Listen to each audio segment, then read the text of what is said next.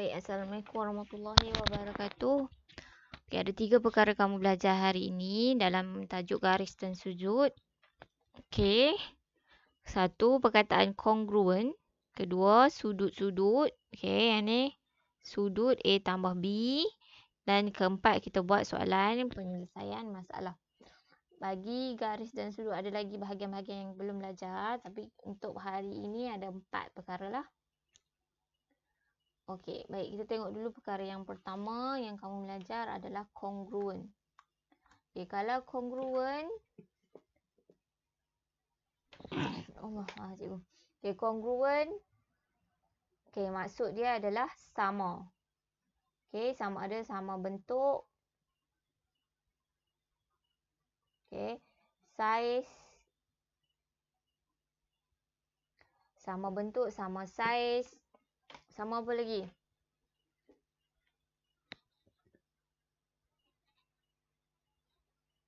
Sama sudut. Okey. Bentuk, saiz, sudut. Jadi congruent ni mesti sama. Jadi kita tengok antara PQ dan JK. Okay, saiz dia tak sama. K 3.6 dengan 3.8. Jadi PQ tidak congruent. Jadi yang ini adalah tidak congruent. Maksudnya tidak sama. Okay. Tengok pula R sudut RST dengan sudut XYZ. Jadi sudut ni sama 235 darjah, 235 darjah dan bentuk dia pun sama. Jadi dia adalah sama. Jadi RST dan XYZ adalah congruent. Jadi itu saja perkataan yang kamu ingat. Congruent adalah sama. Jadi apabila sama bentuk, saiz dan sudut, dia mesti sama. Kalau tak sama, dia tak congruent. Kalau sama, dia congruent. Okey, pula kita tengok pula sudut-sudut dalam garis dan sudut. Jadi sudut 90 darjah. Kamu pasti tahu sudut 90 darjah. Mestilah sudut tegak 90 darjah. Okey, kalau sudut tirus mesti kurang daripada 90 darjah. Ini adalah sudut tirus kurang. Okey, daripada 90 darjah. Kalau sudut cakah mestilah lebih daripada 90 darjah tapi dia kurang daripada 180 darjah. Kalau sudut garis lurus adalah sudut 180 darjah. Ini adalah sudut garis lurus. Kalau sudut reflect, sudut reflect dia lebih daripada 180 darjah. Ini katalah kan ini adalah lebih daripada 180 darjah tapi kurang. Okey, kurang daripada boleh macam inilah. Okey. Lebih daripada 180 darjah kurang daripada 360 darjah. Kalau sudut putaran maknanya satu putaran dari sini sampai sini. Okey, satu putaran jadi bulatan. Okey, satu putaran jadi bulatan. Dia punya sudut jumlahnya adalah 360 darjah. Jadi kalau di sini kita tengok ini adalah lebih daripada 180 tapi dia kurang daripada 360. Ini adalah sudut reflect. Okey, sudut reflect. Kalau yang nombor 2 ni dia sudut dia 180 darjah. Ini adalah sudut garis lurus. Kalau satu bulatan kamu nampak bulatan ini adalah sudut putaran yang jumlah sudut adalah 360 darjah. Okey, itu antara sudut-sudut yang kamu belajar daripada tahun 6 hinggalah terkini, okey, sampai sudut putaran. Jadi sudut A tambah B, sudut pelengkap. Sudut ini adalah sudut yang kita yang digunakan. Okey, sebagai contoh kalau sudut 90 darjah,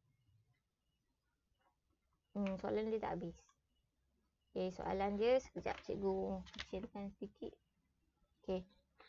Jadi kita dapat M, N dan R. Okay, soalan dia hitung nilai M, N, R dan S. Okey, jadi satu lagi kita cari S. Jadi jumlah satu putaran adalah 360 darjah.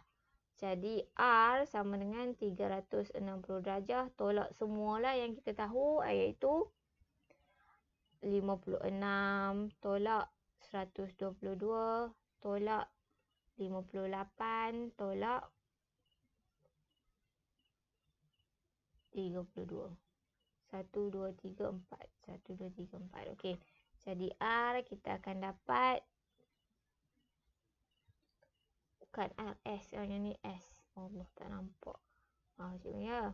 Jadi ini adalah S. Jadi S kita akan dapat 360 tolak semua. Kita akan dapat 92.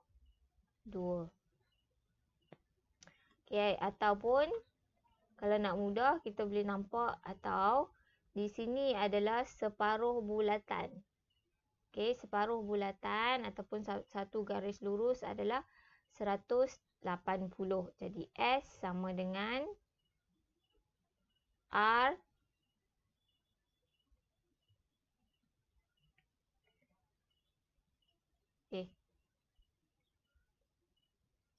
R tambah S tambah 32 sama dengan 180. Jadi R kita dah tahu 56 tambah S tambah 32 sama dengan 180. Jadi S sama dengan 180 tolak 56 tolak 32. Jadi S masih lagi kita dapat 92 darjah.